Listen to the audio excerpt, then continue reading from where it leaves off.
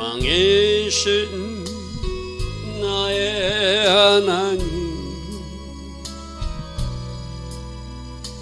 내가 저를 높이고 영원히 제 이름을 송축하리이다. 왕이신 나의 예수님, 왕이신 나의 예수님, 내가 저를 높이고 영원히 제 이름을 송축하리이다. 왕이신 나의 성령님, 왕이신 나의 성령님, 내가 저를 높이고 영원히 제 이름을 송축하리이다.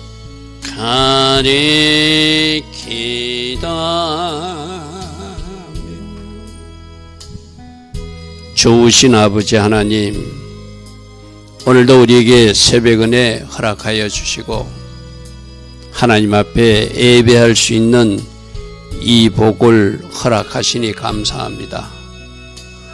오늘 하루도 하나님 앞에서의 삶, 하나님 기뻐하신 그 삶을 살아가기를 소망합니다. 오직 말씀 중심으로, 오직 성령으로 인도받는 우리 한 사람 한 사람 꼭 되게 하여 주시옵소서. 오늘도 하나님 디자인하신 그 하루로 우리 모두를 인도하여 주실 줄 믿사옵고 예수와 하마시아 이름으로 기도드리옵나이다. 아멘.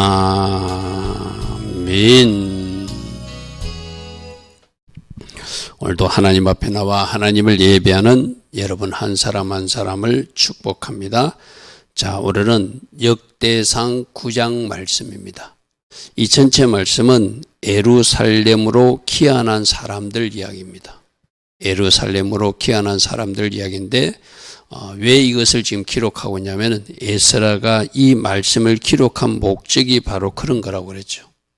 도란 백성들을 통하여 선민 이스라엘 백성들이 다시 새 출발하고자 하는 그런 의미를 담았기 때문에 오늘 이 부분을 기록하면서 이제 내일 말씀은 사울왕이 죽는 장면과 그 다음에 우리가 11장에 넘어가면 다윗 왕국이 건설되는 그런 모습들을 그리고 있습니다.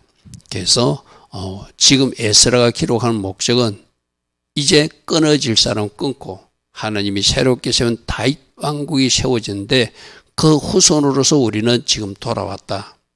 그러므로 돌아온 백성답게 우리는 어떻게 살아야 되는지를 지금 강론하고 싶었던 것이죠. 자, 그래서 온 이스라엘이 그 계보대로 계수되어 그들은 이스라엘 왕조실록에 기록되었다가 유다가 범죄함으로 말미암아, 자, 저걸 주목하십시오. 유다가 범죄함으로 말미암아 남유다가 멸망하고 바벨론으로 포로 잡혀갔지만 하나님이 때 하나님의 방법으로 그들이 다시 예루살렘으로 돌아올 수 있었는데 그 중심된 사람들이 제사장이라든지 레위 사람이라든지 성전에서 나무 패고 물깃는 너디님 사람들, 이런 봉사자들이 귀환했다. 그러니까 오늘 1절에서 2절에서 주목할 것은 범죄할 때 하나님 앞에 불순종함으로 그들이 하나님이 징계를 받아가지고 뭔가 하나님께서 원하시는 그 아름답지 못한 삶을 살았기 때문에 포로로 잡혀갔지만 하나님은 또 하나님이 때에 그들을 다시 회복시켜가지고 그들을 돌아오게 하셨다는 것. 이게 바로 이제 소망이고 비전이고 이스라엘 백성들이 이 부분에 초점을 맞추자. 잘못했을 때는 매도 때리시고 징계도 하시지만 결국 약속의 말씀대로 돌아오게 하셨으니까 이제 돌아온 백성답게 우리가 성전도 지었고 스룹바벨 성전도 지었고 에스라를 통해서 말씀 계획은 누구를 일으키고 있으니 이제 한번 제대로 해보자. 그런 의미가 있는 것이죠.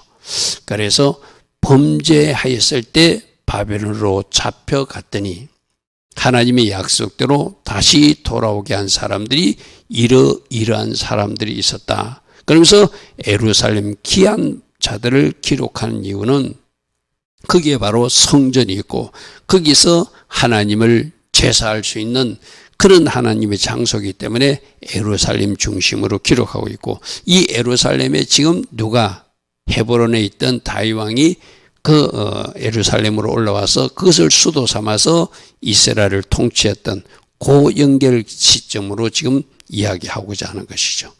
그래서 3절부터 9절까지는 나머지 12지파들도 같이 잡혀갔다가 돌아온 사람들이 있다고 그래서 그죠. 그러나 중심은 누구죠? 저 예루살렘 재건에 앞장섰던 유다 지파, 베냐민 지파니까 그 유다 지파와 베냐민 지파를 우선적으로 기록하면서 바로 재건의 중심은 다윗의 그 왕국을 세웠던 유다와 베냐민 지파가 해야 된다. 물론 나머지 지파들도 북쪽에 그 신앙이 잘못된 것을 안고 남쪽으로 넘어온 사람들이니까 그들도 같이 돌아온 것은 맞죠.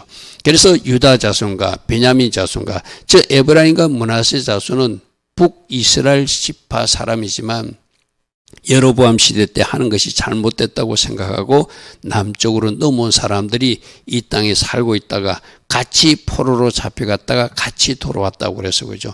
그래서 에브라임과 므낫세 자손 중에서 예루살렘에 거주한 자는 하고 기록하고 있지만 사실상 중심은 누구죠? 유다 지파, 베냐민 지파 중심으로 지금 기록하고 있다는 것을 우리가 보게 돼요. 그래서 포로기한 후 북이스라엘 지파, 에브라임 지파, 므낫세 자손도 예루살렘에 돌아와서 거주하지만 그러나 그 거주자 명단은 예루살렘 재건의 앞장선 유다 지파와 베냐민 지파 중심으로 기록한 것이 3절과 9절이다. 그러니까 누가 중심인가? 이거는 여러분 지금도 마찬가지거든요. 어느 교회든 어느 나라든 누가 하나님이 기뻐하신 일의 중심이 되어서 움직이는가? 그들을 하나님이 행위장에 더 자세히 기록해 놓겠죠. 그죠? 마찬가지거든요. 그냥 같이 참여한 사람하고 주도적으로 앞장서 나간 사람하고는 하나님 관점에서는 다르게 기록할 수밖에 없죠. 그 바로 유다 지파, 베냐민 지파가 중심 어떤 지파였다는 것입니다. 자, 유다의 아들 베레스. 자, 여기서도 베레스 우리 앞에서도 한번 살펴봤습니다. 이 베레스가 누구죠? 바로 유다의 며느리 다말과의 사이에서 난 아이가 베레스죠. 그죠? 그 다말이 어떤 선택을 했다고요? 자기들 남편이 죽고 나서 원래 시동생하고 결혼해가지고 그 씨를 받아야 되는데 시동생들이 그 일을 하지 않으니까 하나님이 악하다고 죽여버렸어요. 그죠? 셋째 아들을 그 자기 시아버지 유다가 주지를 않아요. 친정에 가 있으라고 그래요. 그래서 어떻게 했죠? 창녀 복장으로 변장하고 시아버지 씨라도 받아서 대를 이어야 되겠다. 그는 대를 잇겠다고 하는 단순한 마음인지 모르지만 하나님의 구속사로는 바로 예수님이 오시는 통로를 열어준 여인이 다말이었어요. 그죠? 자, 거기서 그 자기 엄마는 다말은 그 예수님이 오시는 통로를 자기는 집에 대를 잇겠다는 마음으로 시아버지 씨를 받았지만 구속사라 보면은 하나님께 쓰임받는 복된 여인이었다. 그죠? 근데 아기를 누구를 배웠다? 쌍둥이를 배웠어. 그죠? 그래서 산파가 아기가 태어날 때 장자가 나오려고 하니까 그게 홍색실을 메워서 이놈이 장자군 하고 표시를 했는데 뒤에 뱃속에 있던 엄마 뱃속에 있던 이 베레스가 형 세라를 잡아 당겨버리고 자기가 먼저 튀쳐나왔어. 그죠? 그래서 이 베레스라는 뜻이 튀쳐나온 자, 돌파자 이런 뜻이거든요. 이 베레스의 돌파가 아름다운 이유는 또 뭐였죠? 엄마 뱃속에서도 자기는 형이 되겠다고 형을 제끼고 튀쳐나온데 그 일도 바로 예수님이 오시는 통로로 쓰임받는 베레스 가문이 되었잖아요. 그 말해서 다윗 조상의 할아버지 대가 되는 것, 쉽게 말해서. 그래서 다말도 귀한 이유가 메시아 오시는 통로를 열어준 사람이고, 저 베레스도 형 세라를 제끼고 자기가 메시아 예수님이 오시는 통로로 쓰임받은 사람이니까 복된 사람이에요. 제가 이 말씀할 때 여러 번 얘기했죠. 우리도 이 땅에서 뭔가 하나님이 주신 어떤 일들을 감당하는데 그 일이 하나님과 연결되지 않고 내 어떤 욕심을 이루고 내 뜻을 이루는 것은 의미가 없다고 그래서 그죠. 하나님과 연결되어서 뜻을 이룬 사람, 그게 바로 다말이고, 하나님과 연결되어서 뜻을 이룬 사람이 바로 베레스다. 우리도 저렇게 베레스처럼 하나님과 연결된 그림을 그리는 사람이 되어야 된다. 이게 유다 지파에서 베레스와 세라 자손에게 주는 우리에게 교훈이라고 그랬어요. 그죠? 자, 우리가 놓치지 마시고, 나도 영적인 일에는 어느 누구에도 결코 뒤지지 않는 욕심을 내야 되겠다. 내가 하나님 앞에 쓰임받는 사람이 되어야 되겠다. 그게 바로 베레스라는 거예요. 그죠? 그 돌파가 아름다운 돌파다. 꼭 기억하시기 바랍니다. 자, 그 다음에 베냐민 자손들도 중심 지파니까 쭉쭉쭉쭉 기록했는데 그들이 게베드로 계시하면 956명이 돌아왔다. 다 총족 가문의 우두머리들이 돌아왔더라. 자, 그 다음에 10절부터 13절까지는 제사장들을 기록해놔요. 이 제사장들이 왜 중요하죠? 바로 그들은 성전 제사의 중심적인 인물이니까. 그죠? 그렇게 예루살렘 재건에 앞장섰던 유다 지파와 베냐민 지파를 기록하면서 특별히 베레스와 세라 이름을 기억한 것, 그는 예수님 오시는 통로로 열어준 사람.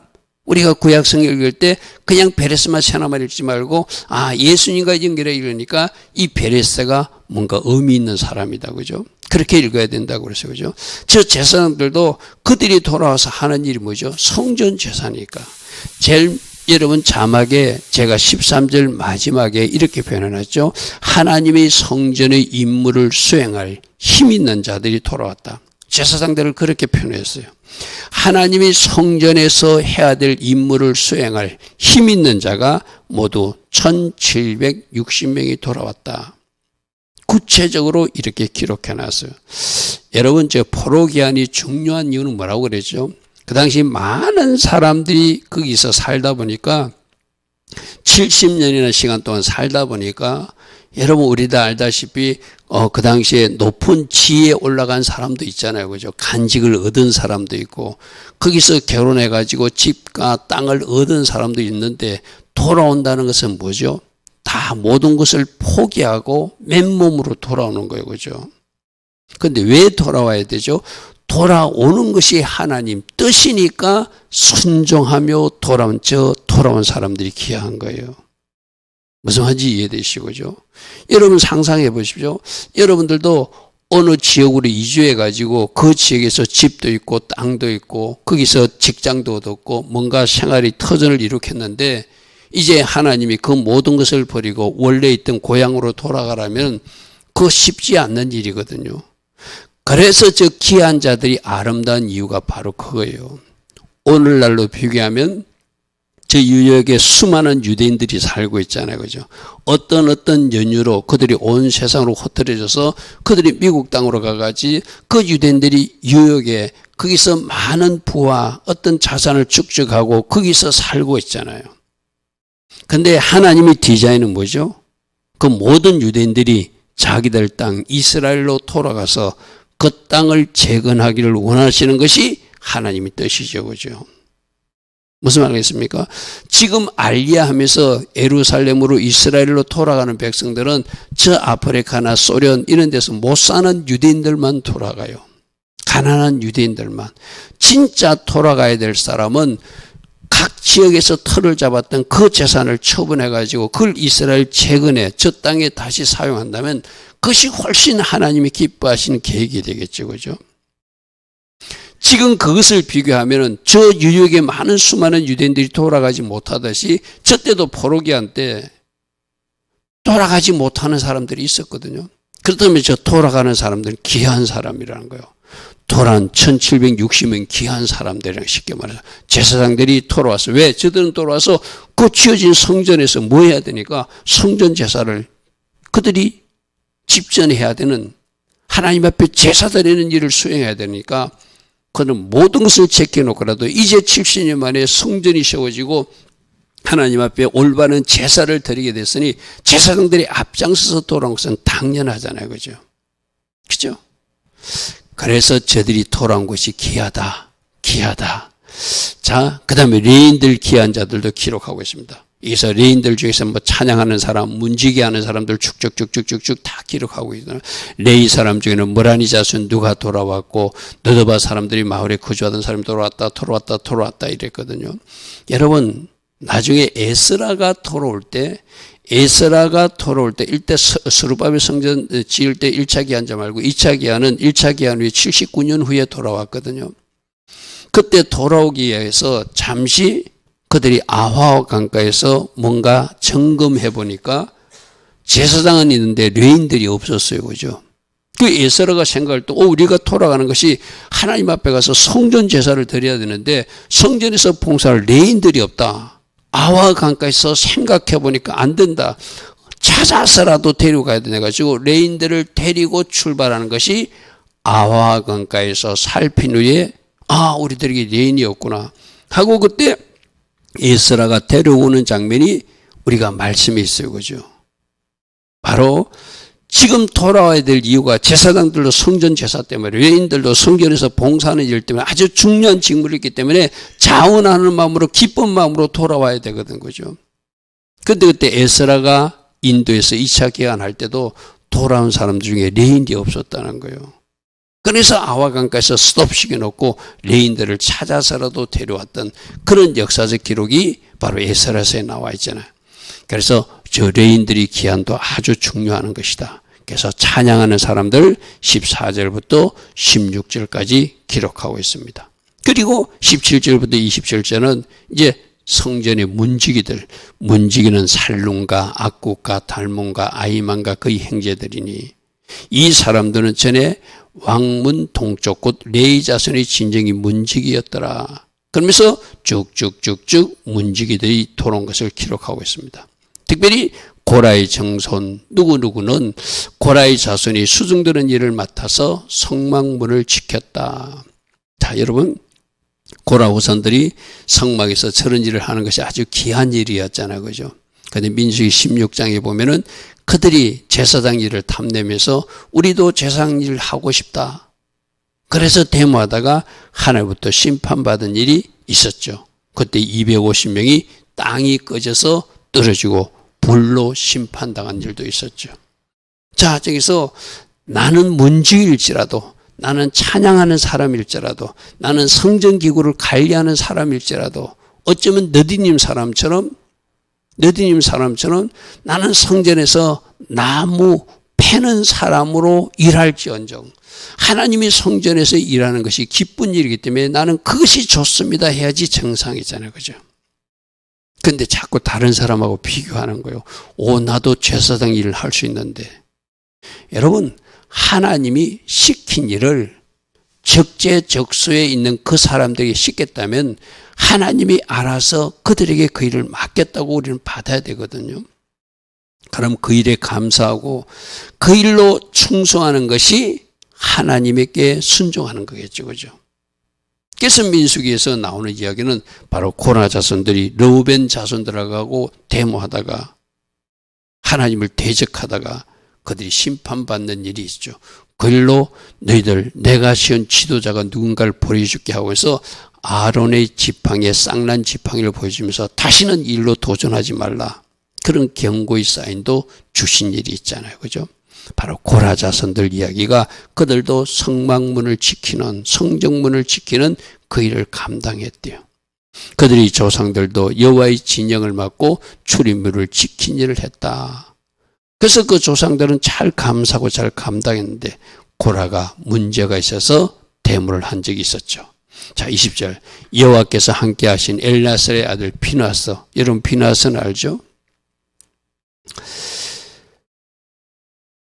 저 비누아스 때 시므리와 고수비가 음행하고 있을 때 연병이 퍼져가지고 사람들이 죽어가고 있는데도 그들이 쾌락을 쫓아서 그들이 자기가 부르던 노래를 부르고 싶어서 나쁜 짓을 하고 있는 것을 보고 크게 퍼지고 있는 연병을 그치게 하기 위해서라도 비나사가 칼을 찔러서 그 남자와 여자를 죽인 사건이 민수기 25장에 등장하죠. 그죠? 이 일로 하나님이 진노를 대신한 그 진노를 네가 내 대신 해줬기 때문에 내게는 평화의 언약을 줄 것이다. 제사장 직분을 줄 것이다. 너희 삶에 살림이 말 것이다. 그래서 우리들에게도 늘 지금 우리 성경의 인물 속에서 저런 사람처럼 살아야 돼. 어제 요나단처럼 살아야 돼. 다윗처럼 살아야 돼. 그리고 오늘 저 비나스처럼 살아야 돼. 고라처럼 살면 안 돼. 그게 이제 우리 성경에 나오는 인물을 통해서 줄 수 있는 교훈이에요. 그죠? 일찍에 그의 문을 거느렸고 그리고 서가라는 해막 문지기로서 봉사하였더라. 그래서 각자 내가 맡은 일이 무엇인지를 알고 그 일을 잘 감당하는 것 아주 중요하다는 것이죠. 자, 22절로 이렇게 놨습니다. 문지기도 그냥 문지기가 되는 것이 아니라 택함을 입어 이렇게 표현해 놨어요. 하나님이 그 사람을 택해서 문지기로 불러주셨다는 거예요. 그러면 지금 내가 하고 있는 일도 하나님의 목적과 뜻 가운데서 나를 부르셔서 그 일을 맡겨주셨다면 그 일이 하나님 일이기에 모든 일이 아름다운 일이고 귀한 일이라는 거예요. 내가 언젠가도 말씀드렸잖아요. 여러분이 교회에 와서 청소하는 일도 이것이 그냥 청소가 아니라 하나님의 집을 썰고 닦는 일이기 때문에 귀한 일이라고 그래서 그죠. 출입문, 유리문 하나를 닦는 것도 하나님의 집을 여러분들이 닦고 썰고 하는 일이 귀하다고 그래서 그죠. 여러분, 하나님과 연결시킬 때 그 모든 일들이 이해가 되거든요. 그죠? 이게 작은 일이 아니다. 하나님의 일이다. 택함을 입은 그 사람들이 문지기가 된 자가 모두 212명이래요. 저 택함을 입었다 제가 가로로 표시했어. 그죠? 그리고 다윗과 선견자 사무엘이 전에 세워서 이 직분을 맡긴 자, 이것도 왕이 하나님의 뜻에 따라서 직분을 맡겼고 사무엘도 최고 지도라서 하나님의 뜻에 맡겨서 그 직분을 맡겼다는 거예요. 그죠? 그들과 그들의 자손이 그 순찰을 쫓아 하나님의 성전 즉 성막문을 지켰으며 문지기가 동서남북 사방에 섰고 그들의 마음에 있는 형제들은 일해마다 일주일마다 와서 그들과 함께 있었으니, 그러니까 자기 순서가 되면 당번이 되면은 그 당번 때 와서 문지기 역할을 하고 또 집으로 돌아가고 그렇게 했다는 것을 기록하고 있습니다. 자, 이는 문지기 우두머리 된 레위 사람 넷이 중요한 직분을 맡아 하나님의 성전 모든 방과 곳간을 지켰더라. 이 하나하나가 중요한 일이라는 거예요. 그죠? 아주 왜? 하나님과 연결된 일이기 때문이다. 그들은 하나님이 성전을 맡은 직분이 있으므로 성전 주위에서 밤을 지내며 아침마다 문을 여는 책임이 그들에게 있었더라. 자, 아침에 문을 열기 위해서 집에 갔다 올 수가 없다는 거예요. 그래서 성전 가까운 곳에서 잠을 자면서 그 일을 했다. 이 말이에요. 쉽게 말해서. 여러분, 그러니까 하나님 일을 생각하니까 집에 가서 편안히 자는 것이 더 편하잖아요. 그죠? 가족들이 있는 곳에.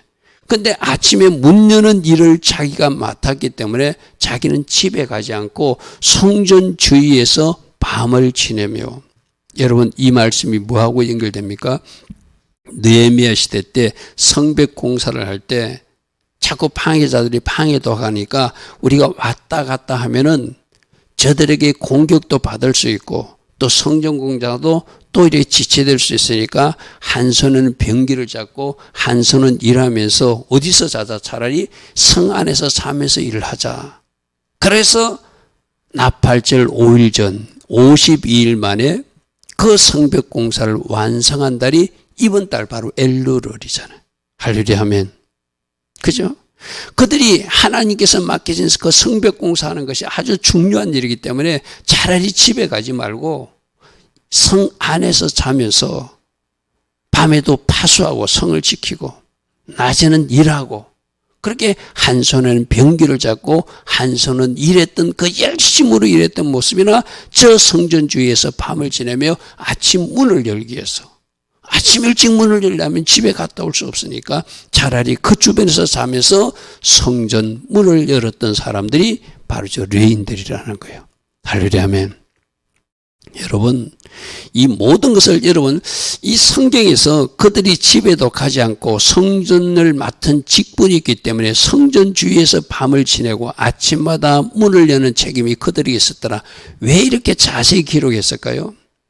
이것이 귀한 일이기 때문에 이렇게 하고 있는 사람들을 하나님은 기록으로 남기듯이 지금도 여러분이 하고 있는 헌신과 수고, 눈물, 기도 다 하나님이 기록으로 남기시겠죠. 그죠? 하나님이 누가 어떤 일을 했고 누가 아무도 보지 않는 장소에서 어떻게 교회를 섬겼는지 하나님 나라를 위해서 헌신했는지 저렇게 기록으로 남기시는 하나님인 걸 우리는 알아야 된다는 것이죠. 자, 그 다음에 성전기구 관리자들, 그 중에 어떤 자는 섬기는 데 쓰는 기구를 맡아서 그 수요대로 들어가서 섬겼고 또 일을 마치고는 수요대로 나왔고 어떤 자는 성소의 기구와 모든 그릇과 고운 가루와 포도주와 기름과 유황 향품을 그렇게 향품 맡은 사람, 포도주 맡은 사람, 가루 맡은 사람, 그릇 맡은 사람 관리자들이 다르겠죠. 그죠? 그것을 맡은 직분에 충성하며 일했다는 것을 잘 저렇게 기록으로 남겨놓고 있습니다. 누구 보라고? 후대 사람 우리로 보라고. 그죠? 우리로 보라고. 그리고 찬송하는 사람들 33절과 34절에 이어서 또 말하고 있습니다. 찬송하는 자가 있으니 그들은 레위 우두머리라. 그들은 골방에 거주하면서 주야로 자기 직분에 전념하기 위해서 다른 일은 하지 않았더라. 저기서 자기 직분이 하나님 성전에서 일하는 찬양한 일에 전념하기 위해서 다른 일은 하지 않고 그 일에 그들이 전념했대요. 할렐루야 아멘. 중요한 것을 중요하게 보는 마음이죠. 가치 있는 것을 가치 있게 보는 마음이죠. 그들은 다 레위 가문의 우두머리며 그들이 족보의 우두머리로서 예루살렘에 거주하면서 저렇게 자기 일은 하지 않고 하나님 맡기신 일에 전념하는 그런 어떤 충성된 모습도 지금 기록으로 우리에게 전하고 있습니다. 자, 그리고 35절부터 44절은 어제 나왔던 그 사울왕 갸구를 또 기록하고 있어요. 이거는 여러분들이 어떻게 이해하면 좋으냐 하면은 어제 나왔던 그 이야기에서 오늘 이제 예루살렘 귀한 자들을 설명했잖아요. 그죠? 그러면서 지금 이제 우리가 연결해서 보면은 10장에서 사울왕이 죽는 장면이 나오거든요. 그리고 11장에서 다윗이 왕이 되는 장면이 나오거든요. 그래서 그 계보는 이런 계보였는데 결국 하나님 앞에 불순종하고 회개의 시간을 놓친 사울은 죽고 말고 그 아이들도 죽고 말고 다윗이 새롭게 왕이 되는 일을 설명하기 위해서 35절부터 44절까지 쭉 기록하고 있습니다. 이는 반복되는 이야기라 제가 다른 것은 더 설명하지 않겠습니다. 여기서 누구? 사울, 그리고 요나단, 그리고 머리발이라고 하는 머비보셋, 어제 설명했어요. 그죠? 아버지가 아무리 아버지일지라도 요나단은 아버지 편을 서지 않았다. 왜? 하나님 반대편에 서 있는 아버지를 요나단이 발견했기 때문이다. 그래서 하나님 편에 서기로 결단하고 다윗을 도운 요나단, 그 은혜를 기억하고 절름발이 아이가 된 그 머비보셋을 자기 밥상에 앉히고 자기 할아버지 밭을 돌아주면서 선대했던 다윗. 어제 제가 그런 이야기 했어요. 우리도 누군가에게 도움을 받았거나 은혜를 입었다면 다윗이 이렇게 찾아서라도 머비보셋을 선대하듯이 우리가 그렇게 찾아서라도 그 고마움을 표시해야 될 사람은 누구인가? 그걸 한번 생각해 보자고 그래서 그죠?